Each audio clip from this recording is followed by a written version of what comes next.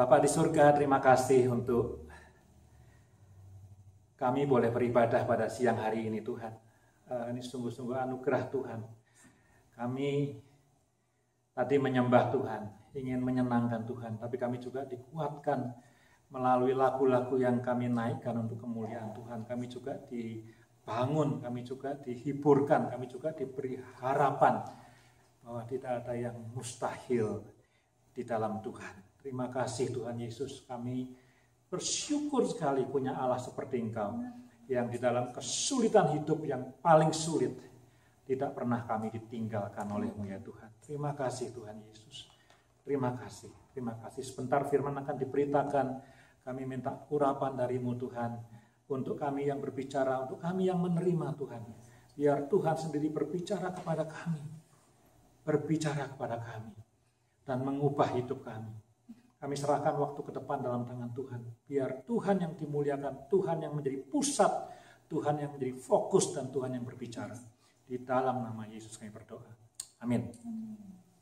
Mari kita buka Injil Markus, ya, Injil Markus, pasalnya yang kelima, mulai ayat yang ke-21. Injil Markus, pasal yang kelima, ayat yang ke-21. Beberapa waktu yang lalu, kalau saudara-saudara masih ingat, ya, teman kita Ali pernah membahas perempuan yang 12 tahun sakit pendarahan. Ya, nah, cerita itu menarik, nanti saya jelaskan. Itu ada dalam paragraf ini, ada dalam perikop ini. Tapi kita tidak akan bahas, saya tidak akan mengulang khotbah yang pernah disampaikan oleh Ali waktu itu. Saya bacakan ya, ayat 21 sampai ayat ke-24. Sesudah Yesus menyeberang lagi dengan perahu, orang banyak berbondong-bondong datang lalu mengerumuni dia. Sedang ia berada di tepi danau, datanglah seorang kepala rumah ibadat yang bernama Yairus. Ketika ia melihat Yesus, tersungkurlah ia di depan kakinya dan memohon dengan sangat kepadanya, anakku perempuan sedang sakit, hampir mati. Datanglah kiranya dan letakkanlah tanganmu atasnya supaya ia selamat dan tetap hidup. Lalu pergilah Yesus dengan orang itu, dengan Yairus. Orang banyak berbondong-bondong mengikuti dia dan berdesak-desakan di dekatnya. Ya, mulai ayat ke-25 adalah ayat yang dibahas oleh Ali mengenai perempuan yang sakit pendarahan 12 tahun lamanya. Kita lompat ayat 35. Ketika Yesus masih berbicara, datanglah orang dari keluarga, berbicara dengan tadi perempuan yang sakit pendarahan setelah habis sembuh. Ketika Yesus masih berbicara, datanglah orang dari keluarga kepala rumah ibadat itu, keluarganya Yairus, dan berkata, anakmu sudah mati. Tadi kita baca hampir mati, sekarang sudah mati. Apa perlunya lagi engkau menyusahkan guru? Tetapi Yesus tidak menghiraukan perkataan mereka dan berkata kepada kepala rumah ibadat, jangan takut, percaya saja. Ya, dia tidak menghiraukan, kemudian bilang sama kepala rumah ibadat, jangan takut, percaya saja. Lalu Yesus tidak memperbolehkan seorang pun ikut serta kecuali Petrus, Yakobus, dan Yohanes, saudara Yakobus. Ini inner circle-nya Yesus. Mereka tiba di rumah kepala rumah ibadat dan di sana dilihatnya orang-orang ribut. Ribut itu maksudnya rame, menangis, wailing, dan meratap dengan suara nyaring. Sesudah ia masuk, ia berkata kepada orang-orang itu, mengapa kamu ribut dan menangis? Anak ini tidak mati, tetapi tidur. Tetapi mereka mentertawakan dia. Bahasa Inggrisnya ridicule, ya. Maka diusirnya semua orang itu, lalu dibawanya ayah dan ibu anak itu, dan mereka yang bersama-sama dengan dia masuk ke kamar anak itu. Lalu dipegangnya tangan anak itu, katanya, Talita kum, yang berarti, hai anak, aku berkata kepadamu, bangunlah. Seketika itu juga anak itu bangkit berdiri dan berjalan, sebab umurnya sudah 12 tahun. Semua orang yang hadir sangat takjub. Dengan sangat ia berpesan kepada mereka supaya jangan seorang pun mengetahui hal itu. Lalu ia menyuruh mereka memberi anak itu makan. Ya, demikian firman Tuhan. Saudara, kisah ini menarik. ya, menarik sekali. Lagu-lagu yang dipilih Vero juga sesuai ya, amazingly. Kalau saudara-saudara punya latar belakang Katolik ya, Roman Catholic, bagian ini sering disebut sebagai bagian Santo Yudas dari kitab Markus. Nanti saya cerita kenapa itu ya. Jadi ini Saint Jude chapter of the book of Mark gitu ya. Nah, karena apa? Karena temanya itu mengenai hopelessness. Ya, temanya mengenai hopelessness ya. Anak perempuannya umur 12 tahun, perempuan yang sakit pendarahan 12 tahun. Ini jelas sekali editing, ini permainan angka. Jadi yang sakit pendarahan 12 tahun, anak yang hampir mati umurnya 12 tahun. Jadi ini permainan angka. Ya bisa saja memang betul umurnya 12 tahun, tapi kalau dalam ilmu biblika ini keahlian Markus untuk mengolah literaturnya gitu ya, dipaskan 12 jadi satu chapter ini ya. Dan temanya mengenai hopelessness, perempuan yang sakit pendarahan itu, Ali sudah cerita, kalau kita baca duitnya sudah habis. Cari dokter dari yang top kemana-mana, tidak menyembuhkan dia. Alkitab mengatakan malah makin parah sakitnya, sudah hopeless. Udah gitu dia orangnya najis lagi, ya najis karena pendarahan itu najis. Baca Leviticus Imamat pasal 15. Khusus pasal 15 itu mengenai najis dan enggak najis, prosedurnya bagaimana, nanti kalau sembuh harus diapakan, repot sekali. Jadi perempuan ini sudah hopeless, tidak ada harapan lagi. Ya, anak yang 12 tahun, selamat datang, anak yang 12 tahun ini, juga hopeless, karena Yairus datang kepada Yesus bilang, anakku hampir mati, sekarat, dying. Kisah ini ada di Matius, Markus, dan Lukas. Kalau Matius paling beda di antara dua ini. Matius malah mengatakan, anakku sudah mati. Jadi Markus sama Lukas masih baikan, dying gitu ya. Bapak Ibu yang tahu mengenai teologi, tahu eskatologi ya. Tahu eskatologi, ilmu tentang akhir zaman. Eskatologi. Itu dari kata eskaton, eskatos. Itu artinya akhir. Jadi eskatologi itu adalah hal-hal mengenai yang terakhir. Nah, bahasa Yunani yang dipakai untuk melukiskan anak yang umur 12 tahun ini mengatakan bahwa anak ini ada ada di posisi eskaton, in the last seconds atau last minutes of her life. Bentar lagi mati, sekarat. Coba dilihat di Alkitab bahasa Yunani, ketemu tuh eskaton. Jadi anak ini sudah hopeless, gitu ya. Sudah hopeless, dua-duanya hopelessness. Maka itu saudara, kalau sudah ketemu misalnya ada rumah sakit anak namanya Saint Jude Hospital. Ya, pernah baca kan ada hospital namanya Saint Jude itu karena hospitalnya punya tema, nggak asal ngasih nama dia. Dia punya tema, ini hospital mau menolong orang-orang yang sakit yang sudah hopeless. Nah, kalau mau tahu kenapa ada hospital namanya Saint Jude, kenapa ada rumah panti asuhan namanya Saint Jude ya, yang familiar dengan kisah-kisah mengenai Santo itu mengatakan bahwa this institution itu berdiri untuk menolong orang yang hopeless. Jadi pasal kelima ini kisahnya mengenai dua orang yang hopeless. Satu orang udah ke semua dokter sampai duitnya habis, 12 tahun bayangin pasti habis duitnya. Nggak bisa kerja, hopeless, nggak sembuh juga. Dan yang satu sudah eskaton, sudah within minutes atau within second dia bakal mati. Nah, itu saya kasih tahu backgroundnya dulu ya. Jadi saudara, kisah ini tentang hopelessness ya. Tapi saya bersyukur sekali, dan ini sekaligus jadi poin yang pertama yang saya ingin sampaikan. Saya bersyukur sekali karena hidup di dalam Kristus Yesus atau menjadi orang Kristen atau beriman di dalam Kristus Yesus itu selalu ada pengharapan. Ya, kalau saudara ngikutin, satu lagi, kalau saudara ngikutin renungan yang saya tulis itu devosi tiap hari, ini kisah ini bukan paralelnya, tapi cuma dua kali di dalam Injil ada orang mati bangkit. Nah, ini anak 12 tahun sama Lazarus. Kita sedang bahas Lazarus tiap hari dalam devosi kita ya. Yang lainnya menyembuhkan ya, buta melek, tuli mendengar ya. Yang ketiga yang bangkit Yesus sendiri ya. Ini perempuan 12 tahun, Lazarus saudaranya Maria dan Marta, kemudian nanti Yesus bangkit setelah mati disalib. Ya, jadi ini termasuk besar ini mujizatnya karena mati bisa hidup lagi gitu ya. Nah, di dalam iman Kristen itu selalu ada pengharapan. Saya tidak mengatakan bahwa mujizat pasti terjadi kalau kita berharap apa gitu ya. Hari ini kan devosinya jelas sekali ya. Kalau kita sakit beriman sama Yesus pasti sembuh, saya tidak mau menjamin gitu ya.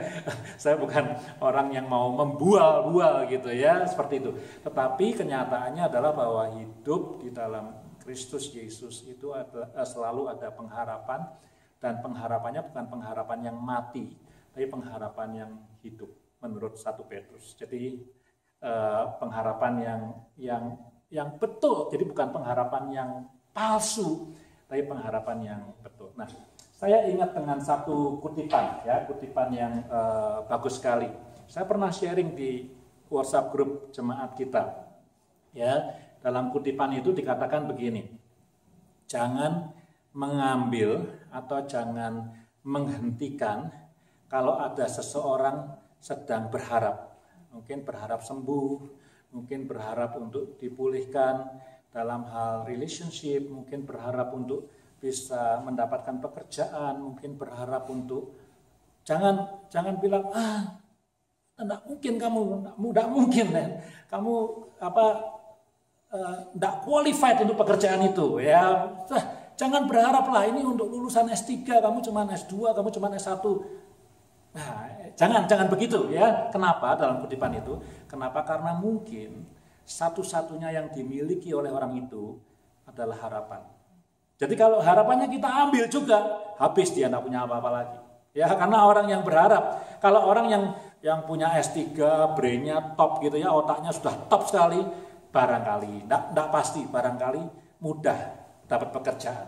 Ya, kalau brilliant otaknya, pokoknya orang yang bagus lah ya, people skillnya bagus, dapat kerjaan gampang sekali. Tidak perlu berharap dapat kerjaan dia, apply dapat dia. Ya. Tapi kalau orang yang edukasinya pas-pasan, ya, penampilan juga pas-pasan, keterampilan bicara juga pas-pasan, tidak pinter ngomong gitu, untuk dapat pekerjaan perlu berharap, dan mungkin itu kritikal sekali bagi dia. Kalau pengharapan itu diambil, kita bilang sudah kamu tidak mungkin gitu, habis dia. Karena mungkin yang dia punya cuma itu aja harapan. Ya, tapi berita baik hari ini, kalau kita beriman dalam Kristus Yesus itu selalu ada pengharapan, even kepada orang yang hopeless, even kepada orang yang sudah ada di eskaton, yang sudah beberapa menit lagi akan meninggal, tetap ada pengharapan. Nah, itu message yang pertama dari khotbah hari ini. Selalu ada pengharapan, selalu ada hope ketika kita beriman dalam Kristus Yesus. Jangan pernah, ya tadi saya bilang orang lain jangan nutup pengharapannya seseorang, ya, dan kita juga jangan menutup pengharapan diri kita sendiri. Sebelum saya pindah ke poin kedua, kemarin saya ngambil waktu 1 jam, ya, untuk ngapain? Untuk mengenang 9/11, ya. World Trade Center, ya, cari di YouTube. Nah, pertama kakak saya kirim, ini sekarang lagi CNN lagi live untuk 20 years mengingat World Trade Center. Saya bisa buka CNN udah lewat. Saya cari di ABC, ada ABC. Akhirnya saya ambil nonton satu dokumenter soal Flight 93. Flight 93 ini yang nggak hitting apa-apa, yang cuma hitting the ground di Pennsylvania, yang harusnya konon tujuannya untuk menyerang Capitol Building, ya, Flight 93. Jadi cukup panjang tuh. Jadi yang di dalam Flight 93 sempat tahu bahwa World Trade Center sudah ditabrak sama pesawat. Jadi bisa telepon ke istrinya, telepon kemana gitu, sudah tahu bahwa ada pesawat-pesawat lain yang dibajak dan sudah nabrak World Trade Center gitu. Nah, tapi ada satu kisah, ada anak perempuan sama ibu, sama stepmothernya. Nah, stepmothernya di ground, dia terbang di situ. Dia nggak bawa telepon, tapi yang duduk sebelahnya bilang, you better tell someone that you love. Kalau kamu mati, nggak ada yang tahu, nanti lebih buruk nanti. Ya. Jadi terus dia dikasih handphone, terus dia telepon. ibunya tahu bahwa ada 2 pesawat yang nabrak World Trade Center, tapi dia tidak beritahu. Terus kan itu kan dokumentari, dia di interview.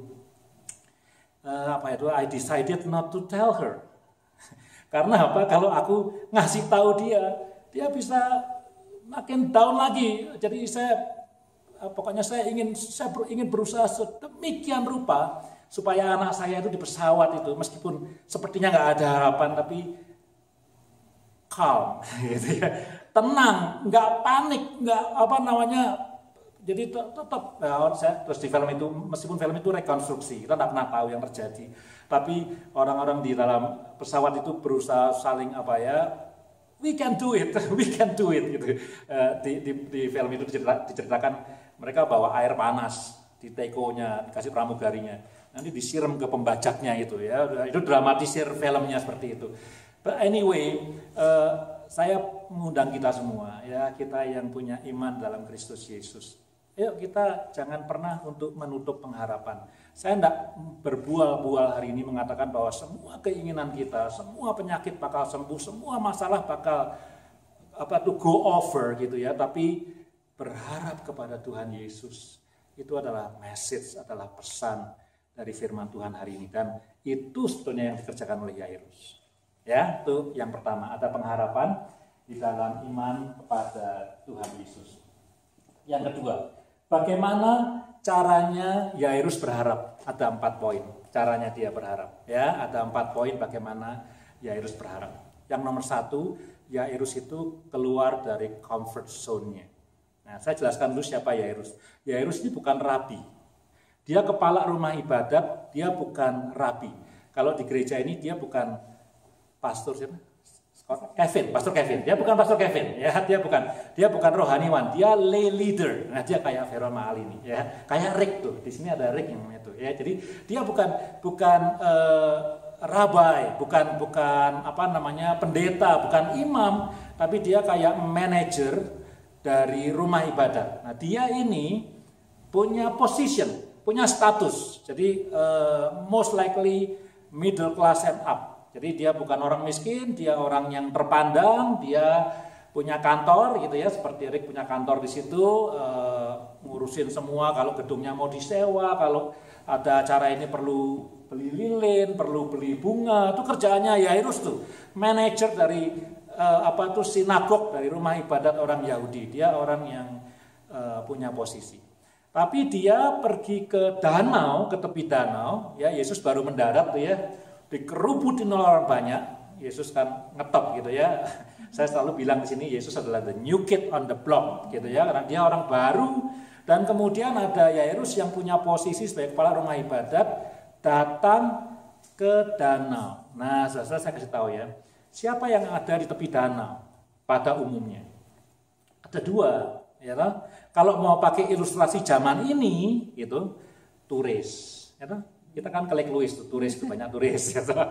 Ke Lake Moraine banyak turis, ya. Jadi siapa yang ke danau? Kalau pakai ilustrasi hari ini, turis, ya. Kalau pakai kisah pada zaman Tuhan Yesus, siapa yang ada di tepi danau? Fisherman. Ya, nelayan yang tidak sekolah seperti Petrus, seperti Andreas. Itu kerjaannya di tepi danau gitu ya. Kalau Yairus kerjaannya di kantor, di rumah ibadat. Jadi Yairus berharap bukan cuma Tuhan, aku berharap kepadamu, Tuhan aku percaya engkau sanggup menyembuhkan anakku, atau Tuhan dan seterusnya percayanya apa, tapi dia orang yang keluar dari comfort zone-nya dia, keluar dari kantor dia yang comfortable, yang nyaman, kemudian datang kepada Tuhan Yesus di danau, ya, tempat para nelayan parkir perahunya kotor di situ. Yairus datang ke situ. Itu pertama, ya. Jadi kalau kita punya pengharapan bakal dapat pekerjaan yang baru yang lebih baik, pengharapan untuk dapat rumah yang lebih baik, boleh aja. Pengharapan untuk sembuh, misalnya sakit, pengen sembuh, pengharapan apa saja, maka kita perlu bersedia untuk meninggalkan comfort zone kita. Kalau enggak, pengharapan kita C tidak ada artinya. Ya, kapan ya kita ketemu ya? Berapa hari yang lalu ya? Saya bertemu dengan Ali dan Vero via Zoom, ya rapat. Saya dengar satu khotbah dan pengkhotbahnya satu quotation yang bagus. Dikatakan di sana kita boleh punya tujuan hidup yang berubah atau tujuan organisasi atau tujuan gereja. House for Nation boleh berubah-ubah tujuannya, keluarga kita boleh berubah-ubah tujuannya, tapi pendeta ini dalam quotation-nya mengatakan kalau sistem tidak pernah dirubah, maka tujuan atau impian yang dirubah juga tidak akan pernah dicapai. Gitu. Jadi kalau kita ngomong, oh sekarang ya House for Nation sekarang mau fokus untuk melayani anak-anak sebagai first priority.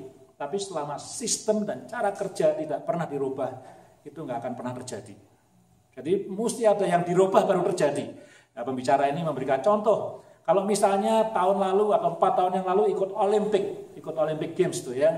Dan di sana lari misalnya 100 meter dan ada pada posisi yang kelima misalnya, ya. Dan tahun ini tahun 2021 kemarin ikut di Tokyo, ikut Olimpik lagi.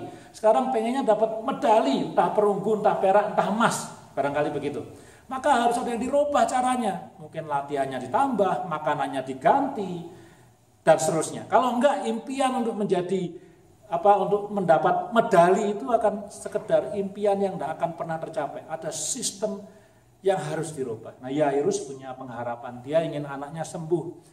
Dia biasanya ngantor di gereja, ngantor di sinagog, nulis-nulis gitu ya, tanda tangan dokumen. Tapi kali ini dia get out from his comfort zone. Pergi ke danau tempat nelayan yang kotor dan bau itu untuk ketemu Tuhan Yesus. Yang pertama. Yang kedua, pengharapannya Yairus. Yairus itu rendah hati, ya, rendah hati. Kenapa? Karena kepada the new kids on the blocks, dia mau tersungkur di danau, ya. Ya, saya tidak tahu danaunya itu apa ya. Mungkin Ali tahu, udah pernah ke Galilea itu ya. Pasir atau batu? Batu. Nah, saya belum pernah soalnya ya. Ya, bukan karpet, ya, bukan lantai yang halus. Dia tersungkur di kakinya Tuhan Yesus, Yairus ini. Jadi orang yang punya status tersungkur kepada the new kid on the blocks, yang tidak punya status, Yesus tidak punya status gitu ya. Dan orang Yahudi tidak suka, mau ngelemparin dia dengan batu. Bagaimana orang ini yang punya status, kan harusnya dia pergi kepada seorang rabai atau seorang imam, minta supaya anaknya yang hampir mati itu sembuhkan. Kenapa dia bisa mencari Tuhan Yesus yang ya tidak punya status, tidak punya jabatan, tidak punya edukasi, dan kemudian tersungkur di kakinya. Ya, ini orang yang rendah hati. Nah, refleksi saja ya, banyak di antara kita yang berharap, tapi kalau orang Jawa bilang petantang petenteng. Berharap tapi petantang petenteng. Nah, ketika saya coba untuk melihat ayat ini, kemudian belajar ya, apa sih paralelnya kisah ini? Yairus itu paralelnya adalah Naaman yang sakit kusta, masuk ke sungai Yordan, 7 kali membenamkan kepalanya, baru kemudian sembuh. Paralelnya dengan Yairus itu. Ya, jadi Naaman, anak-anak sekolah minggu senang dengan cerita ini ya. Aduh, nggak mau ya, saya kan panglima jenderal, masa disuruh masuk di kolam di sungai Yordan yang katanya kotor itu. Kenapa saya nggak dipilihkan sungai yang bersih gitu ya? Kenapa nggak cuma 1 kali aja? Kenapa harus 7 kali? Nah, Yairus itu punya iman, punya pengharapan, dan dalam pengharapannya itu dia rela dan willing untuk merendahkan hatinya di hadapan Tuhan Yesus. Dia tersungkur di kaki Tuhan Yesus. Itu yang kedua ya, tentang pengharapan Yairus. Yang ketiga, ketika Yairus berharap, dia itu punya kasih yang besar kepada anaknya. Ya. Jadi waktu saya baca kisah ini, saya mikir, kalau ya, jangan ya. Kalau ini Keiko, saya akan berbuat apa? Gitu. Saya mikir gitu. Kalau ini Keiko, saya akan berbuat apa? Itu yang saya pikirkan. Jadi dia tidak cuma berharap ingin mujizat, tapi ada sesuatu yang tentu enggak kepada semua orang gitu ya, itu wajar ya. Kalau anaknya orang lain kita doakan sama doakan anak sendiri yang sakit lain gitu ya, itu sudah umum gitu ya. Tapi Yairus itu serius sekali gitu ya, karena apa, ini anaknya sendiri ya mau mati gitu ya. Jadi dia datang kepada Tuhan Yesus dengan kesungguhan hati. Itu pengharapannya. Jadi bukan pengharapan ya kalau dikasih puji Tuhan, kalau nggak dikasih ya apa boleh buat deh, nasib gitu ya. Tapi ya tidak semua orang bisa punya iman seperti itu, tapi Yairus itu datang itu betul-betul karena itu. Nah, ketika menyiapkan khotbah ini, saya lagi ngajakin Keiko untuk ikut retreat ya, nanti tanggal 24 ada retreat gitu ya buat anak-anak muda gitu. Saya lagi ngajak dia untuk ikut retreat. Nah, Keiko umurnya 16, artinya apa? Tidak bisa dipaksa. Ya, kalau Kiefer mungkin masih bisa dipaksa, tapi kalau Keiko tidak bisa dipaksa ya. Jadi dan retreat ini adalah menurut saya baik, menurut bapaknya baik gitu ya. Dan nanti setelah retreat itu ada program setahun gitu, semacam Bible study ya, tiap minggu gitu kan, seperti itu. Lalu saya udah sounding cukup lama, kemudian Keiko datang kepada saya, dia tanya, "Dad, kalau aku ikut retreat, tapi kemudian nggak mau ikut Bible study yang tiap minggu itu gimana?" Dia nanya gitu kan. Saya bilang, gini, retreatnya ini tujuannya adalah untuk kick off program itu bisa jalan, gitu. Jadi kalau kamu punya pikiran nggak mau ikut program itu, ya buat apa ikut retreat, gitu kan? Beda kalau misalnya kamu ikut retreat, kemudian kamu nyoba programnya 1-2 kali, kamu bilang it is not useful to me, boring, aku mau berhenti, itu lain ceritanya. Tapi kalau dari awal kamu sudah bilang aku tidak mau ikut programnya, sedangkan retreatnya adalah untuk mulai, untuk launching the program lah, buat apa kamu ikut retreatnya gitu loh. Sudah toh, selesai. Itu saya mikir-mikir lagi gitu. Wah, ini yang saya omong ini memberikan dia beban yang berat. Ya, akhirnya hari apa itu ya, saya nganter santapan rohani gitu, sehingga saya bisa jemput dia pulang sekolah. Saya jemput dia di mobil, saya beritahu, oke, I change my mind, saya berubah pikiran. Aku tidak bisa maksa kamu putuskan sendiri. Kecuali kamu undecisive, kamu tidak mutusin, ya aku akan mutuskan. Tapi sekarang kamu boleh memutuskan apa saja, mau ikut retreat, tidak mau ikut programnya juga silahkan dan seterusnya. Cuman saya bilang sama dia begini, kenapa aku nawarin kamu? Because aku ini your dad. Dan kalau aku lihat sesuatu yang menurutku itu bagus buat kamu, aku pasti akan offer itu untuk kamu. Gitu. Tapi aku tidak bisa maksa kamu karena kamu umurnya 16 tahun gitu. Tapi kalau aku lihat sesuatu yang positif, sesuatu yang bagus, maka kalau aku ini bapak yang baik, aku akan offer ke kamu. Saya ingin mengatakan sama dia, Pak, this program is good, tapi saya tidak bisa paksa kamu. Kalau this program is not good, saya tidak akan tawarkan kamu. Ngapain saya nawarin kamu? Gitu ya. Nah, Yairus itu, saya reflect ya, saya cerita Yairus itu menolong saya untuk bisa berinteraksi dengan Keiko mengenai rencana retreat itu. Jadi saya lihat Yairus itu bapak yang sungguh-sungguh mengasihi anaknya yang hampir mati. Ya, untuk itulah dia tidak putus harapan. Di dalam keadaan yang hopeless, dia tetap berharap kepada Tuhan. Datang ke danau, keluar dari comfort zone dia, merendahkan diri untuk menyembah Yesus di kakinya. Karena apa? Dia punya pengharapan yang sungguh-sungguh untuk anaknya yang umur 12 tahun ini. Bukan pengharapan yang asal-asalan. Gitu ya. Itu mengenai Yairus. Nah, yang terakhir, yang keempat, saya bilang ada 4 ya, mengenai pengharapan Yairus. Ketika mereka sampai di rumahnya rumahnya Yairus tuh ya, terus orang-orang bilang apa? Anakmu sudah mati, udah nggak usah nyusahin Yesus lagi, gitu kan? Terus Yesus bilang apa? Jangan mendengarkan, ya, dihiraukan, ya sama Tuhan, jangan mendengarkan, percaya saja. Nah, saya kasih cerita dulu. Di dalam tradisi Yahudi sama orang Cina mirip-mirip tuh.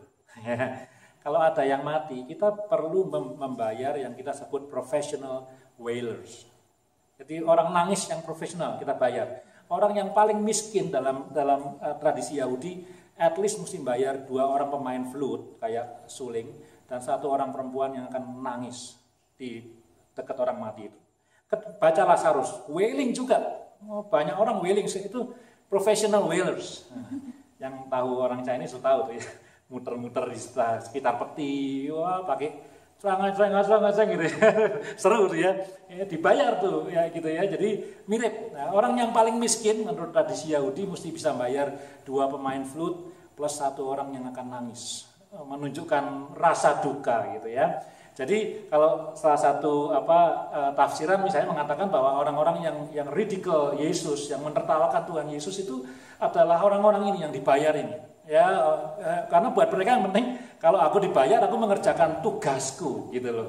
Ya, Tuhan Yesus mengatakan orang ini nggak mati tapi tidur. Ini persis banget dengan kisah Lazarus ya, karena memang kalau untuk melukiskan tentang orang mati kadang-kadang ada kata lain yang bisa dipakai, orang itu sedang tidur gitu ya, permainan kata tidur dan mati gitu. Nah, orang-orang yang profesional ini yang dibayar untuk nangis karena ini karena saya bilang middle class and up, mungkin yang nangis lebih dari 1 gitu, yang memain musik juga lebih dari 1. Dia bisa bayar barangkali 10 orang untuk nangisin anaknya yang mati itu, gitu ya, wailing, meratap, merintih gitu ya, dan bilang sama Tuhan Yesus, tidak ada gunanya kamu datang, anaknya sudah mati, diketawain gitu Tuhan Yesus. Tapi Tuhan mengatakan apa? Jangan dipedulikan, percaya saja. Nah, sekarang saya ingin bertanya. Apakah firman Tuhan itu mengajarkan kita supaya hidup kita tidak realistis? Saya pikir enggak. Sama sekali enggak, ya. Kalau misalnya ada anggota keluarga yang sakit. Katakanlah sakitnya cancer. Ya, kita tidak mendoakan, tapi itu contoh yang paling gampang. Sakit cancer. Dokternya bilang, ini orang ya 6 months hidupnya. Habis itu tidak ada harapan. Atau 2 months atau berapa minggu misalnya divonis seperti itu, ya. Apakah kita harus seperti Tuhan Yesus? Jangan dengarkan, percaya saja. Nah, ya betul enggak? Kan Yesus gitu kan? Jangan dengarkan dokter, percaya saja. Ya, kalau mati gimana? Banyak pendeta ngomong gitu kan repot. Ya, jangan dengar. Bukan, ya, saya pikir firman Tuhan tidak mengajarkan kepada kita being unrealistic. Firman Tuhan tidak mengajar kepada kita untuk tidak memperhatikan data-data COVID.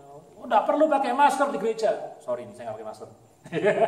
Nggak usah pakai masker, ya buka aja. Ya anak-anak Tuhan pasti dilindungi. Kita nggak dipanggil seperti itu. Ya bukan, kita nggak mau jadi orang Kristen yang bodoh, yang gegabah seperti itu. Tentu kita harus realistik, kita harus mendengarkan, kita harus menerima input data dan yang lain-lainnya. Hanya pertanyaannya begini. Kita mendengarkan data yang ada, data dari Alberta Health Services misalnya, data dari dokter yang menangani tadi saudara kita yang sakit barangkali. Pertanyaannya, kita dengarkan Tuhan enggak? Nah, itu pertanyaannya. Jadi saya akan memakai kata jangan dengarkan tapi percayalah kepadaku untuk ini. Ya, ketika kita mendengarkan Alberta Health Service, katakanlah 24 hours a day, tiap jam kita cek websitenya, ada perubahan enggak? Tiap jam kita cek websitenya. Pertanyaan saya, tiap berapa jam kita ngecek Tuhan ngomong sama kita? Itu pertanyaan saya, ya. Pertanyaan saya, tiap berapa jam kita ngecek Tuhan ngomong sama kita? Setiap jam mungkin kita telepon dokternya, dokter, tante saya yang sakit cancer gimana? Gitu ya. Dokternya ngomong apa? Besok telepon lagi, dokter. Pertanyaannya, kita dengar suara Tuhan, ya. Kalau kita terus nanyanya sama dokter, terus buka Alberta Health Services, terus maka pengharapan kita bukan pengharapan dalam Kristus Yesus. Pengharapan kita pengharapan di dalam Alberta Health Services, pengharapan di dalam kemampuan dokter untuk menyembuhkan tante atau om atau siapapun saudara kita yang sakit itu. Kalau kita berharap kepada Tuhan Yesus, maka dia katakan, ya jangan dengar yang lainnya, yuk percaya sama saya aja. Kira-kira seperti itu yang dikatakan oleh Tuhan Yesus kepada bapaknya Yairus. Ya, jadi itu ada 4 hal bagaimana seseorang itu berharap. Yang pertama, dia keluar dari comfort zone-nya. Yang kedua, dia merendahkan hatinya dalam pengharapannya. Dan yang ketiga, dia berharap dengan kesungguhan, bukan dengan asal-asalan. Dan yang keempat tadi, cerita mengenai Yairus ini adalah mendengarkan apa yang Tuhan sampaikan dan percaya saja. Ya, jangan membiarkan hidup kita didriven oleh suara-suara yang bukan suara Tuhan Yesus. Repot, ya. Bukan berarti suara-suara itu tidak betul, bukan berarti pendapat Alberta Health Services tidak betul, bukan berarti pendapat dokter tidak betul. Tapi kalau kita mau beriman dan berharap kepada Tuhan Yesus, yang kita perlu dengar Dia, yang perlu kita percayai adalah Dia. Yang terakhir, ya, poin yang ketiga. Tali takum, artinya apa? Hai anak, bangunlah, ya.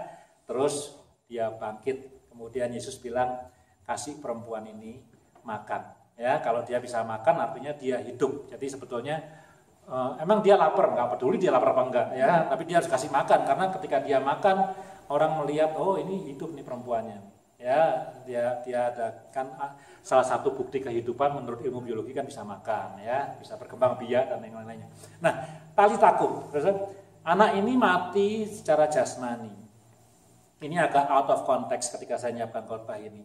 Tapi banyak orang Kristen yang barangkali mati rohani. Ya, saya suka dengan lagu tadi, Jalan Serta Yesus. Ya, lagunya Pak Irwan sama Cirut waktu anniversary. Kebetulan itu nanti akan sama yang tadi Vero khotbah tadi itu. Ya, yang dikatakan Vero tadi akan sama dengan renungan buat besok pagi. Renungan buat besok sudah selesai kebetulan, ya. Jadi sama itu, ya. Saya katakan dalam renungan itu bahwa di dalam iman Kristen, figur Tuhan Yesus itu kritikal dan krusial. Kalau itu dicabut, Kristen tidak ada, saudara.